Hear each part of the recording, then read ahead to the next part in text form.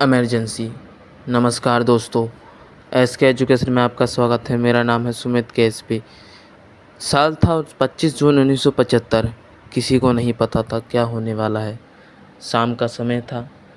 अचानक लोग अपने जीवन को जेल की तरह महसूस करने लगे। लोगों पर अत्याचार होने लगा। लोगों को जेल में डाल दिया गया। साथ ही इसके अंदर 676 नेताओं को भी जेल में डाल दिया गया। लोगों को स्टरलाइजेशन की गई। स्वतंत्रता का हनन हुआ। उनकी फ्रीडम को छीना गया। बात है दोस्तों 1971 की। इंदिरा गांधी और संजय गांधी। संजय गांधी अमेठी में चुनाव हारकर और उत्तर प्रदेश में जब इंदिरा गांधी रायबरेली चुनाव में जीती और अमेठी से संजय गांधी चुनाव हार गए, तो उसके बाद जो वहाँ के जो रायबरेली के चुनाव क्षेत्र में जो खड़े हुए थे समाजवादी नेता राजनारायण, उनकी हार हुई। इसलिए राजनारायण इलाहाबाद हाई कोर्ट में इंदिरा गांधी को चुनौती दी। उन पर आरोप लगाया कि इन्होंने चुनाव में धोखाधड़ी कर जीती हैं। उन्होंने कहा कि इंदिरा गांधी के 6 वर्ष तक संसद की सदस्यता न ग्रहण करने की सज़ा दी जाए, परंतु अदालत ने इंदिरा गांधी को अपील करने का मौका दिया। अपने निर्णय को स्थगित रखा। अदालत ने कहा कि इंदिरा गांधी अपना कार्यकाल पूरा कर सकती है, परंतु इस दौरान वह संसद में भाषण नहीं दे सकती और न ही किसी विषय पर मतदान कर सकती है। इस प्रकार दोस्तों इंदिरा गांधी के लिए परिस्थितियां पूरी तरह से प्रतिकूल हो गईं। साथ ही इंदिरा गांधी के विरोधी दल, जिसमें थे जयप्रकाश नारायण, सभी नेताओं ने मिलकर उनसे कहा कि वो त्यागपत्र दे दें। त्यागपत्र की मांग की गई। इसके खिलाफ इंदिरा गांधी ने सुप्रीम कोर्ट में अपील की। उन्होंने दायर की। 25 जून 1975 को ही सुप्रीम कोर्ट में उन्होंने संसद में बने रहने की अनुमति दी। जो सुप्रीम कोर्ट था उसने संसद में रहने की अनुमति दी, जहाँ पे रह सकें, बने रह सकें वहाँ के संसद सदस्य। और वह मुकदमे के अंतिम फैसला होने की लोकसभा को कार्यवाही में भाग नहीं ले सकती थी। उनको मना कर दिया गया था सुप्रीम कोर्ट के द्वारा। इस प्रकार दोस्तों इंदिरा गांधी की लोकप्रियता मिट्टी में मिल गई। सभी विपक्षी दलों ने, उसमें से जयप्रकाश नारायण के नेतृत्व में त्यागपत्र देने की मैंने पहले बताया, उन्होंने मांग की। इसके बाद दोस्तों 25 जून 1975 को दिल्ली के रामलीला मैदान में विशाल रैली निकाली गई और उनका आयोजन हुआ कि लोग इंदिरा गांधी हटाओ आंदोलन शुरू करने लगे। लेकिन इसी दिन जो होने वाला था किसी ने नहीं सोचा था। इसी दिन रात को इंदिरा गांधी ने राष्ट्रपति फ़कीरुद्दीन अली अहमद को आपातकाल लगाने की घोषणा की और इसकी घोषणा संविधान के अनुच्छेद 352 के तहत की गई।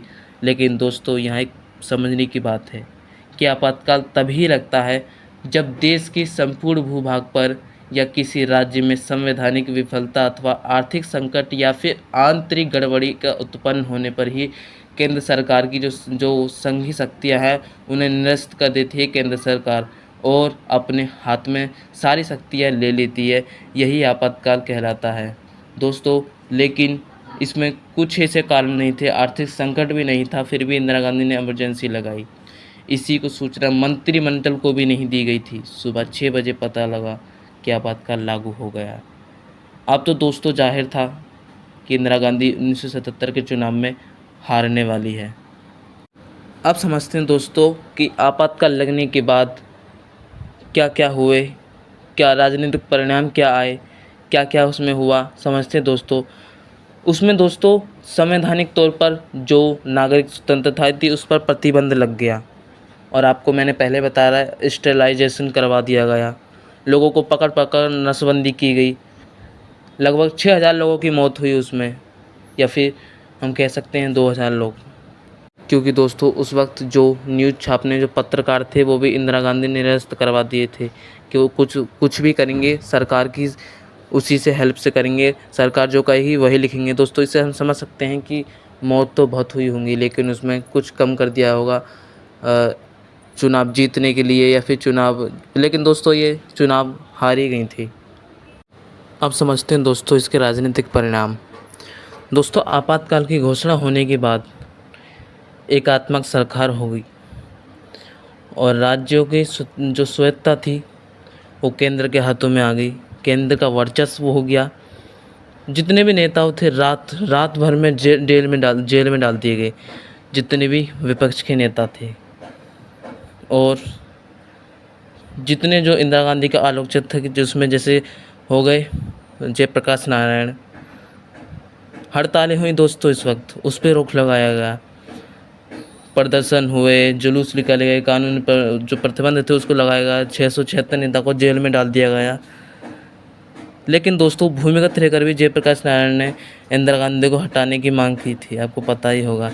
अब समझते हैं दोस्तों, जो प्रेस की स्वतंत्रता थी, जो न्यूज़पेपर छापने के लिए, उस पर कैसे रोक लगी। समाचार पत्रों पर सेंसरशिप लागू की गई दोस्तों। उसमें आदेश दिया कि जो भी छापेंगे सरकार की स्वीकृति से ही छापेंगे, यानी कि कुछ कुछ पेज वहाँ पे खाली आने लगे। दोस्तों सब लोग सोचने लगे यहाँ पे न्यूज़पेपर क्यों नहीं छपा, इस पर क्या लिखा हुआ है, इस पर तो कुछ आ ही नहीं रहा। वो जो सरकार थी उसने स्वीकृति दी थी कि जो हम कहेंगे वही तुम लिखोगे। तो इस तरीके से दोस्तों जो प्रेस थी उस पर रोक लगी गई, लोगों ने विरोध भी किया दोस्तों। इस तरीके से दोस्तों स्टेटमेंट न्यूज़पेपर हो गए, इस पर रोक लग गई। इस तरीके से दोस्तों इन पर रोक लगी दोस्तों। इस तरीके से प्रेस की स्वतंत्रता पर जो प्रतिबंध लगाया गया। अब दोस्तों समझते हैं स्टरलाइजेशन। दोस्तों सरकार ने निवारक नज़रबंदी का बड़े पैमाने पर प्रयोग किया। इसके अंतर्गत किसी भी व्यक्ति को नज़रबंद किया जाता था और उसका कारण था कि जो इंदिरा गांधी है उसका लोग विरोध कर रहे थे, लेकिन दोस्तों इनको नज़रबंद किया गया। मजबूर थे बेचारे, इनको किसी ने नहीं रोका। इंदिरा गांधी ने जो इमरजेंसी लगाई, बहुत से पकड़े गए नेताओं का जो प्रत्यक्षीकरण था, याचिका थी, वो उच्च न्यायालय में भी गई और सुप्रीम कोर्ट में भी गई। उन पर दोस्तों अमल भी किया गया और परंतु सुप्रीम कोर्ट ने संवैधानिक पीठ ने 1976 में निर्णय लिया कि निवारक नज़रबंदी के अंतर्गत बंदी प्रत्यक्षीकरण याचिका न्यायालयों के द्वारा स्वीकार नहीं की जा सकती। इसके बाद दोस्तों शाह आयोग का गठन हुआ, जिसके तहत जांचा गया कि जो नज़रबंदी हुई थी, जो आपातकाल लगी थी, क्यों लगा था। शाह आयोग में जिसका गठन हुआ, जिसका 1977 में जनता पार्टी की सरकार ने, और उसके अनुसार उसमें बताया गया कि ये नज़रबंदी कानून के तहत लगभग इसके अंदर दोस्तों कई लोगों को गिरफ्तार किया गया। इसमें बहुत लोगों की तो मौत हुई दोस्तों। अब समझते हैं दोस्तों अमेंडमेंट इन कॉन्स्टिट्यूशन, यानी कि संविधान में संशोधन। दोस्तों इमरजेंसी के दौरान कुछ संवैधानिक एवं जो उत्तर संवैधानिक पक्ष में जो सामने आए दोस्तों, श्रीमती इंदिरा गांधी ने संविधान में 39वें जो संशोधन किया, उसके अंदर क्या क्या कहा दोस्तों कि जो इस संशोधन में राष्ट्रपति, उपराष्ट्रपति और जो प्रधानमंत्री, जो मंत्री है और स्पीकर के जो चुनाव में संबंधित जो भी मुकदमे हैं, वो सुप्रीम कोर्ट में उनकी शक्ति समाप्त कर दी गई। इसके स्थान पर सरकार ने यह घोषणा की कि राष्ट्रपति और उपराष्ट्रपति और प्रधानमंत्री और स्पीकर, जो लोकसभा का अध्यक्ष है, चुनाव से संबंधित मुकदमों की सुनवाई एक आयोग ही करेगा। जब 42वां संशोधन 1976 में हुआ, उसके द्वारा जो मौलिक कर्तव्यों वाला एक अध्याय उसमें जोड़ा गया। लोकसभा और राज्य विधानसभाओं का कार्यकाल 5 से 6 वर्ष का कर दिया और 42वें संविधान संशोधन से व्यवस्था की गई कि संविधान में की गई किसी भी संशोधन या किसी भी आधार पर किसी न्यायालय को चुनौती नहीं दी जा सकती। सुप्रीम कोर्ट हो गया, हाई कोर्ट हो गया, इस तरीके के कोर्टों को चुनौती नहीं दी जा सकती। आप समझते हैं दोस्तों इम्पैक्ट ऑन कॉमन लाइफ। दोस्तों आपातकाल के दौरान सरकार ने यह घोषणा की कि वह भ्रष्टाचार को दूर करके समाजवादी नीतियां लागू करेगी, गरीबी हटाएगी, लोगों को कल्याण करेगी। सरकार ने इन वायदों को पूरा करने के लिए 20 सूत्री जो कार्यक्रम था दोस्तों वो अपनाया। इसमें भूमि सुधार, कृषि भूमि, खेती और किसानों को परिश्रम, जो कारखाने मजदूर जो श्रमिक हैं उनमें भागीदारी करना, बंधुआ मजदूरी को समाप्त करना, इस तरह दोस्तों 20 सूत्री कार्यक्रम चलाया गया। और जो हड़तालें हो रही हैं, आंदोलन हो रहा है, प्रदर्शन हो रहा है, इस पर रोक लगाई गई, कानून की व्यवस्था की गई, सुधार किए गए दोस्तों इसके अंदर। इसे दोस्तों जिससे कहा गया कि जो जितनी बाधाएं वो दूर हो जाएंगी, लेकिन दोस्तों ये बाधाएं दूर तो नहीं हुई। आपको पता होगा स्टरलाइजेशन किया गया, लोगों को इसमें कहा गया था कि उनकी कार्यकुशलता बढ़ेगी, लेकिन दोस्तों फिर भी दोस्तों हम यहाँ से समझ सकते हैं कि लोगों पर कितना अत्याचार हुआ उस वक्त। लेकिन दोस्तों आपातकाल के जो आम नागरिक थे दोस्तों उन पर बहुत गलत प्रभाव पड़ा। क्या हुआ दोस्तों, जो अधिकार थे नागरिक के, वो सुप्रीम कोर्ट में उनकी अधिकार खटखटाना, यानी कि वो सुप्रीम कोर्ट का दरवाज़ा नहीं खटखटा सकते, ना हाई कोर्ट का, इन पर रोक लगा दी गई। इसके परिणाम स्वरूप गरीबों और जो आम व्यक्ति थे उस पर जुल्म होते रहे, पुलिस जुल्म करती रही।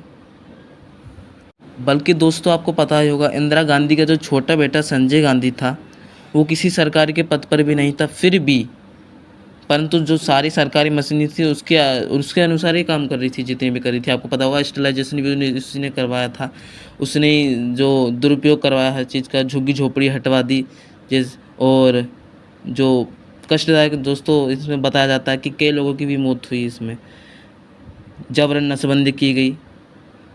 इस तरह के दोस्तों यहाँ पे आपातकाल में आम जीवन पर प्रभाव गलत पड़ा। बल्कि आपको दोस्तों जो भी अविवाहित थे या फिर 80 साल के बूढ़ों को भी जो नसबंदी थी वो की गई इस वक्त, और जो 16 साल से नीचे के थे उनकी भी नसबंदी की जाती थी। उसको लगा कि मैं चुनाव में जीत जाऊंगे, लेकिन दोस्तों 1977 के चुनाव में इंदिरा गांधी की हार हुई थी। लोगों ने विरोध भी किया दोस्तों। जो जयप्रकाश नारायण थे भूमिगत रहकर आपातकाल की स्थिति में भी वो विरोध कर रहे थे। कुछ पत्रकारों ने भी पत्र छापने भूमिगत तरीके से उन्होंने शुरू किया, इसमें कई ही पत्रकार थे। इस तरीके से दोस्तों इनका बहुत विरोध हुआ। जितने भी बुद्धिजीवी व्यक्ति थे उन्होंने विरोध किया। लेकिन दोस्तों आपको पता होगा जो फणीश्वर नाथ रेणु थे उनसे भी कहा गया था, तो उन्होंने तो भाई दोस्तों जो पद्म जो पुरस्कार था उनको वापस कर दिया। यानी कि वो चाहते थे कि लोकतंत्र का दमन हो। आपको पता होगा सेवाराम कारंत हो गए, ये सब कन्नड़ के लेखक, हिंदी के लेखक फणीश्वर नाथ रेणु ने, इन्होंने जो पद्म भूषण जो सम्मान जो होता है जो पुरस्कार, वो भी लौटा दिया इस विरोध में। दोस्तों कितने लोगों ने विरोध किया इस आपातकाल का। अब समझते हैं दोस्तों लेसन फ्रॉम इमरजेंसी, आपातकाल से हमें क्या शिक्षा मिलती है। दोस्तों भारत में आपातकाल की घोषणा संवैधानिक प्रजातंत्र पर काफ़ी नकारात्मक प्रभाव पड़ा, परंतु इससे ये सिद्ध नहीं होता कि भारत में जो लोकतंत्र है वो कमज़ोर हो या फिर हो रहा हो। लोकतंत्र इससे कमज़ोर भी नहीं हुआ दोस्तों, इससे लोकतंत्र की मजबूती बढ़ी। जो दल बदल जो अलग अलग थे, क्षेत्रवाद की फैला रहे थे, वो सब एकजुट हो गए इस वक्त। तो इससे हम समझ सकते हैं दोस्तों कि हमें शिक्षा ये मिलती है कि यहाँ पर लोग एकजुट हो गए लोकतंत्र के लिए। सभी जनता ने इसका विरोध किया। आपातकाल के अधिकतर तो राजनीतिक दल ही इसका विरोध करने लगे। इसलिए दोस्तों व्यापक विरोध के कारण ही 1977 में आपातकाल की समाप्ति हो गई। 21 मार्च को 1977 को आपातकाल की जो समाप्ति की घोषणा थी वो बंद हो गई, फिर हुआ ही नहीं, वो ओपन हो गया। तो दोस्तों हम समझ सकते हैं यहाँ से कि आपातकाल से हमें शिक्षा मिलती है कि हमारा लोकतंत्र कितना मजबूत है, हमारा संविधान को बदला नहीं जा सकता। और इसी समय दोस्तों इंदिरा गांधी को स्वयं चुनाव का हार में सामना करना पड़ा, कांग्रेस हार गई। इस तरीके से हमने समझा दोस्तों कि हमें आपातकाल से हमें क्या शिक्षा मिलती है। अब समझते हैं दोस्तों कंक्लूज़न। दोस्तों बुरा समय क्यों ना हो, लेकिन एक न एक दिन अच्छा समय ज़रूर आता है। आपातकाल का अंत हुआ, इमरजेंसी ख़त्म हुई, कांग्रेस की हार हुई। इससे दोस्तों यही हुआ कि कांग्रेस की हार हुई, लोगों में लोकतंत्र की मजबूती आई और जनता जितनी भी दल थे एकजुट हुए। भारत की जो जनता थी इसमें आपातकाल के विरोध के कारण इसमें ये पता लगा कि लोकतंत्र कितना मजबूत है, हमारे संविधान की ताकत कितनी है, इसमें ये पता लगा दोस्तों। तो दोस्तों आज हमने इस वीडियो में समझा आपातकाल के बारे में। मिलते हैं दोस्तों नेक्स्ट वीडियो में। आज के लिए धन्यवाद। जय हिंद, जय भारत, जय हिंद, धन्यवाद।